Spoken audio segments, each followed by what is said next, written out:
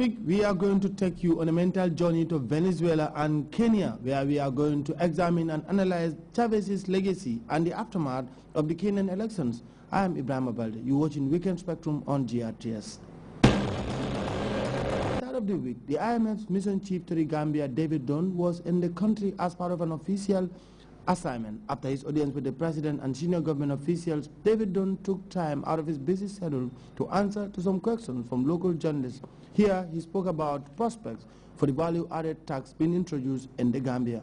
It replaced an already existing tax. Okay, there was a sales tax of 15% that should have been paid by collected and paid by the same businesses that are now collecting a 15% value-added tax.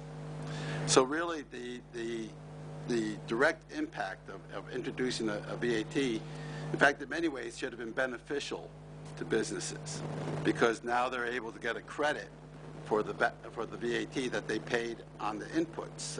For restaurant, if they bought fruits and vegetables, or I guess food tends to be exempt. But you know, if a business had to make imports and paid VAT on those imports, they now can claim a credit against that payment. So, in fact, the VAT should be easier for most businesses.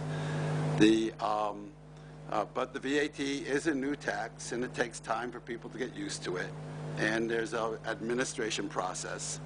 I mean, the GRA has made efforts to educate the business community and the general population on how the VAT works, but it takes a little time. And my impression is that things are going more smoothly now, that some of the maybe opportunistic increases in prices by some businesses have been, receding. But I'm optimistic that before very long, the VAT should be working quite smoothly. Let me take you to Kenya, where our colleagues are standing by. Political science graduate from the University of the Gambia, Abubakar Dabo and Mamadou Jallo, have been analyzing the Kenyan political situations after the elections. What do you make out of the Kenyan elections? Even though Uhuru Kenyatta, the victor or the winner of that election, who is taunted by the International Criminal Court, ICC, accusing him of crimes against humanity, even though he's the democratically elected president of Kenya, as confirmed by the Independent Electoral Commission of Kenya. Thank you, Balde. I think first and foremost, I must say that the Kenyan elections had put many critics wrong, because the build-up towards the elections, there was a lot of talk of violence. I think concentration was so much on the violence, because maybe to some extent they may be right, looking at what happened during the previous election.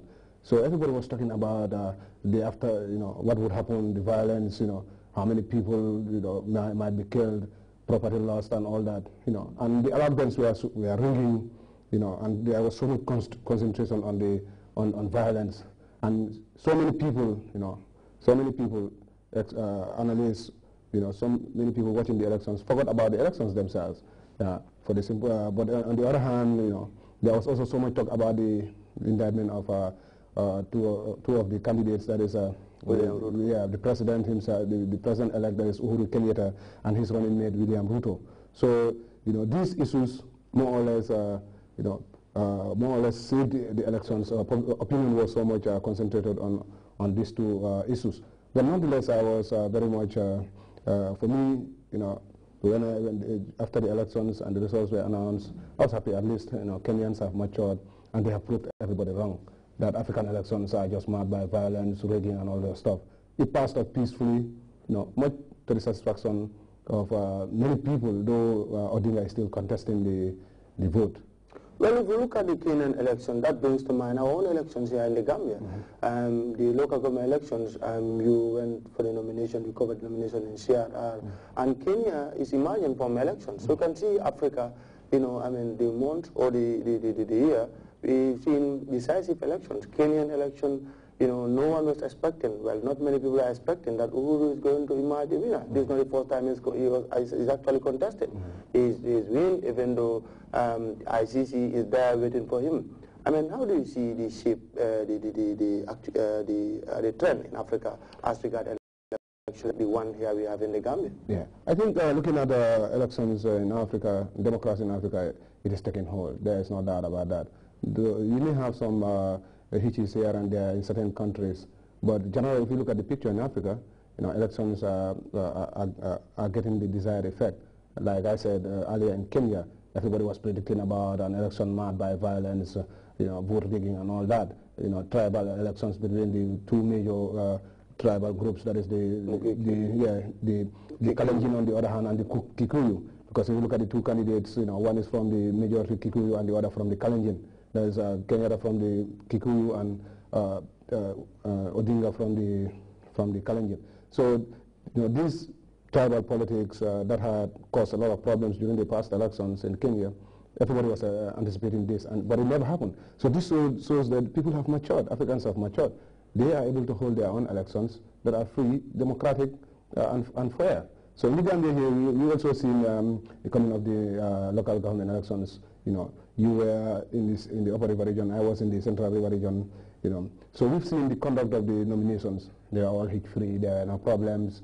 The turnout was impressive to a large extent, because if you look at it, independent candidates came up, the NRP candidates, but unfortunately, some of the major parties decided to boycott. But nonetheless, the process, as we've seen, was very peaceful and hitch-free. Well, finally, Jallo, before we leave you, we want to know actually your opinion as regard an interview Jendai Fraser, former U.S. Assistant Secretary of State for Africa, granted to the BBC. It's an excerpt we actually will be playing on the program, later in the program. Well, to cut a long story short, Jendai Fraser is saying that, is talking about meddling in elections in Africa, and that the Kenyan people had elected Uhuru Kenyatta as the Democratic president of Kenya. So with the accusations being leveled against him are only mere accusations. They are not actually, he is not actually an indicted war criminal. That's the word here. I mean, finally, how do you cover up the whole thing about, elections, people deciding who they want, and somebody else saying that, look, this guy is tainted, don't bank on him? Yeah, looking at the case of Kenya, the case of Kenya is very interesting. I think for the first time in the history of Africa and in the history of the ICC, we've seen a presidential candidate being accused of crimes. Yeah, and this they have thought many people had thought would discredit Kenyatta, but it turned out to be one of his biggest strengths, that he is popular, the people want him. So the question now for me, what I ask is, if you are a war criminal, as many people allege, would these people vote for him? Because if you see the alliance between Ruto and Uhuru, one is from the Kikuyu and the other from the I think from the Kalenjin. So these two tribes that were accused that had fought each other during the past election, we've seen these two political heavyweights coming together, unite the people from different ethnic backgrounds, and come together and put a united front and won. So now this for me was a slap in the face for the ICC, because if you look at it, what are the Kenyans telling the ICC? We don't want you to meddle in our affairs.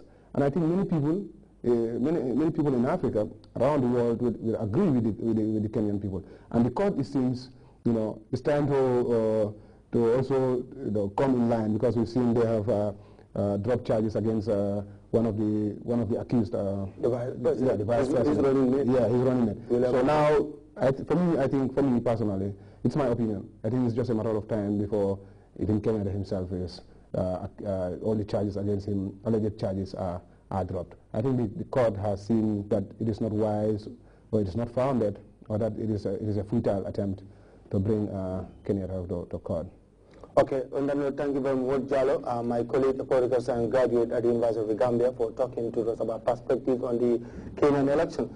Well, our own Abubakar Dabo will be talking to us about his experience in Kenya and about what he actually make out of the situation in Kenya. I'll have to start by first and foremost expressing my delight with the move of the Kenyan people for electing the president of their choice. This is very important in democracy. The government should be of the people.